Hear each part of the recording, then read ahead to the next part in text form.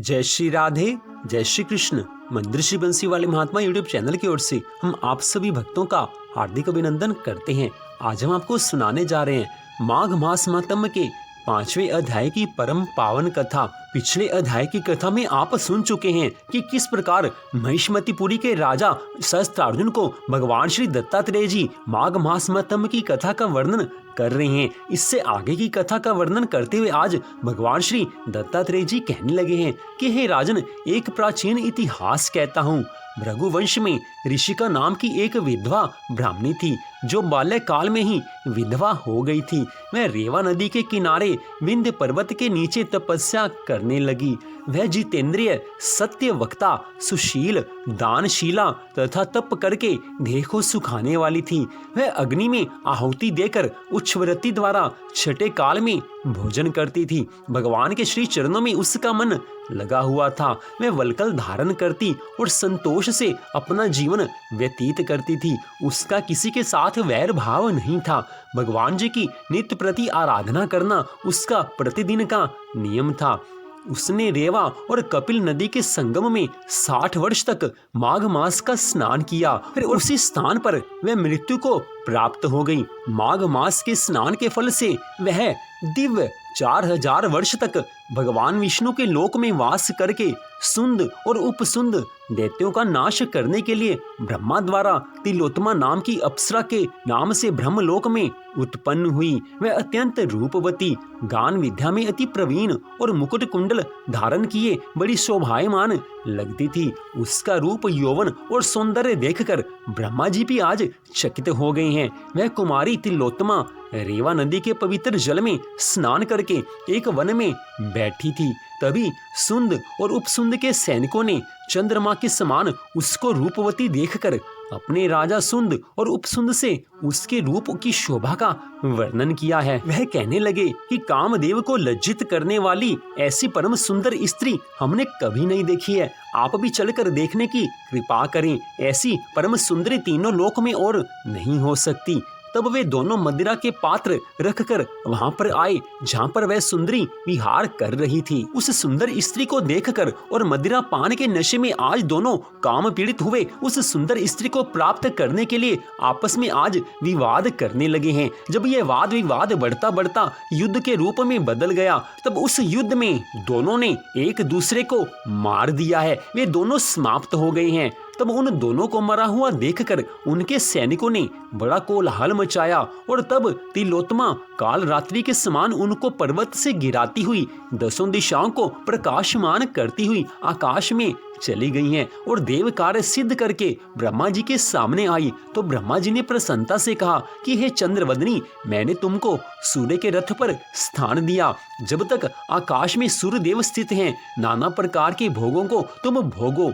सो हे राजन, वह ब्राह्मणी अब भी सूर्य के रथ पर माघ मास स्नान के उत्तम भोगों को भोग रही है। इसलिए श्रद्धावान पुरुषों को उत्तम गति पाने के लिए बड़े यत्न के साथ माघ मास में विधि पूर्वक प्रातः स्नान के नियम का पालन करना चाहिए। हे राजन, जो माघ मास में प्रातः काल के स्नान के नियम का पालन करता है, उसको जीवन में जो कुछ भी आवश्यकता हो, ठाकुर जी उसकी वो आवश्यकता पूरी करते हैं। जो मनुष्य प्रातः स्नान में सदा लीन रहते हैं, माघ मास में प्रातः स्नान के नियम का जो पालन करते हैं, उनकी सभी मनोकामनाओं को भगवान श्री हरि विष्णु पूरी करते हैं। मनुष्य चाहे किसी कामना से या निष्काम भाव से माघ मास में प्रातः स्नान करे तो ठाकुर जी उसके ऊपर अनंत कृपा करते हैं।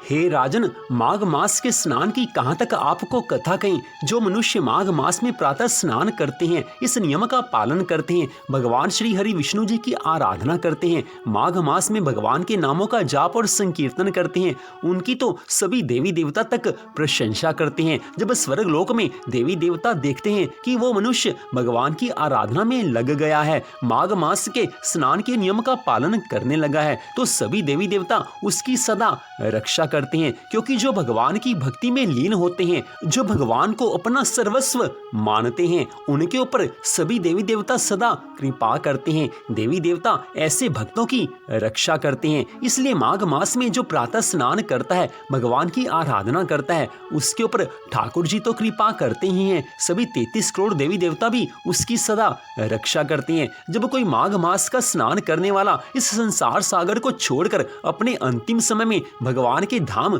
जा रहा होता है, सब देवी देवता उसको प्रणाम करते हैं, उसका बड़ा आदर सत्कार करते हैं। और जो लोग मनुष्य शरीर प्राप्त होने पर भी माघ मास के स्नान के नियम का पालन नहीं करते, माघ मास में प्रातः स्नान नहीं करते, उनको भयंकर नरक यातनाएं भोगनी पड़ती हैं। हे राजन, मनुष्य का यह शरीर तभी आपको मिला है कि आप भगवान की भक्ति करें, भगवान की आराधना करें, धर्म कार्य करें, धर्म में आपकी प्रवृत्ति हो, इसलिए मनुष्य का शरीर आपको दिया गया है। इसलिए जो मनुष्य शरीर पाकर भगवान की आराधना करता है, उसका जीवन तो सफल हो जाता है, लेकिन जो मनुष्य का शरीर पाकर भी भगवान की आराधना नहीं करता, समय समय पर आने वाले व्रत त्योहारों का पालन नहीं करता, उसका जीवन व्यर्थ चला जाता है। माघ मास में जो प्रातः स्नान नहीं करते, वो कभी सुखी हो ही नहीं सकते, क्योंकि भगवान तो स्वयं कहते हैं कि इस मनुष्य जीवन में जो धर्म के ऊपर अडिंग रहेगा, धर्म का पालन करेगा, अपने धर्म के बताए हुए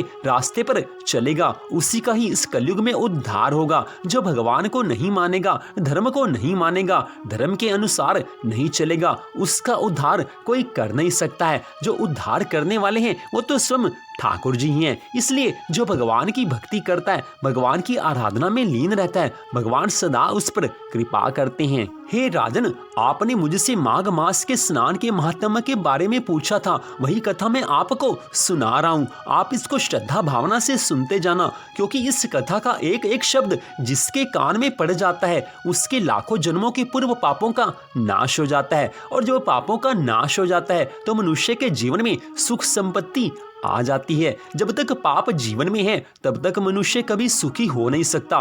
पाप हमारे पूर्व जन्म के काफी इकट्ठे हुए होते हैं, उसका फल आगे दुख के रूप में आता है, इसीलिए मनुष्य दुखी होता है। लेकिन जैसे ही कोई भगवान की भक्ति करता है, जैसे ही कोई माघ मास के प्रातः स्नान के नियम का पालन करता है, तो उसके पूर्व जन्म के सभी पापों का एक क्षण में नाश हो जाता है। और जब पहले के पापों का नाश हो जाता है तो मनुष्य के जीवन में दुख नहीं आते, फिर उसका जीवन सुख संपत्ति आनंद से बीतता है। इसलिए बार बार कहा जाता है कि हे राजन, माघ मास में स्नान के नियम का पालन करो और सदा भगवान विष्णु जी की आराधना में लीन रहो। पूर्व काल में अनेकों भक्त हुए हैं जिन्होंने भगवान की आराधना करके भगवान को प्राप्त किया है। आज के समय में अनेकों भक्त हैं जो भगवान की भक्ति करके भगवान को प्राप्त कर लेते हैं, लेकिन भगवान ने बड़ी कृपा करके कुछ ऐसे नियम कानून बनाए हुए हैं जिससे मनुष्य का उद्धार हो सकता है। इस माघ मास में जो स्नान करता है, इस माघ मास में जो भगवान की भक्ति करता है, इस माघ मास में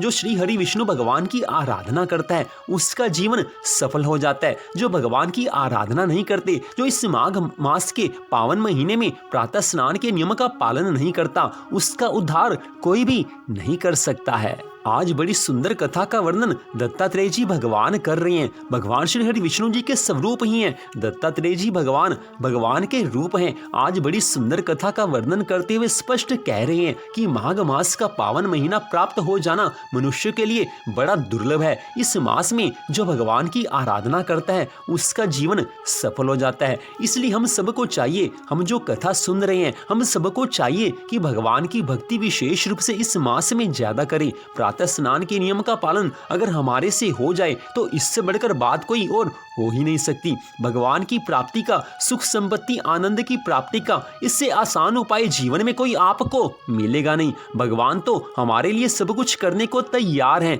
भगवान ने ऐसे ऐसे सुंदर उपाय बनाए हैं कि जिससे हमारे जीवन में सुख शांति आ सकती है, हमारी मनोकामनाएं पूरी हो सकती हैं। अब उस राह पर चलना, उनकी बात को मानना, ये हमारे ऊपर है। अगर हम भगवान की बात मानते हैं, अपने धर्म के अनुसार चलते हैं, माघ मास के नियम का पालन करते हैं, भगवान की आराधना करते हैं, तो हमारा मनुष्य जीवन सफल हो जाता है। हमारा मनुष्य का जीवन सफल तभी होता है अगर हम धर्म के ऊपर चलें। तो भगवान तो बार बार कहते हैं कि जो धर्म की राह अपनाएगा उसके जीवन में सदा सुख संपत्ति आनंद आएंगे। जो मनुष्य शरीर पाकर भी धर्म का पालन नहीं करता, उसका मनुष्य का यह जीवन व्यर्थ चला जाता है, वो दोबारा नहीं मिलता। बार बार भगवान से प्रार्थना करने पर भगवान 84 लाख योनियों से छुटकारा दिलाकर मनुष्य की देह प्रदान करते हैं। इसलिए मनुष्य शरीर पाकर भी अगर भगवान की भक्ति नहीं की तो समझ लो कि इससे बड़ी हानि कोई हो नहीं सकती है। इसलिए मनुष्य का जीवन भगवान ने दिया है तो भगवान की आराधना में अपने आप को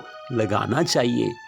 तो इस प्रकार श्री माघ मास महात्म्य के 5वें अध्याय की कथा का यहीं पर विश्राम होता है। इससे आगे की कथा आप अगले दिन सुन सकेंगे। तो मंदिर श्री बंसी वाले महात्मा यूट्यूब चैनल की ओर से आपको एक छोटा सा निवेदन कि श्रीमद् भागवत महापुराण की कथा को भी आप प्रतिदिन हमारे चैनल पर अवश्य सुने। उसका लिंक इस वीडियो के डिस्क्रिप्शन में हमने दिया हुआ है। तो आप सबका एक बार फिर से धन्यवाद। भगवान श्री राधा कृष्ण जी की कृपा सदा आप सब पर, आपके परिवार पर बनी रहे, इसी मंगल कामना के साथ जय श्री राधा रानी सरकार की, जय श्री कृष्ण भगवान की, जय माघ मास महात्म्य की, जय जय श्री राधे, जय जय श्री राधे, जय जय श्री राधे श्याम।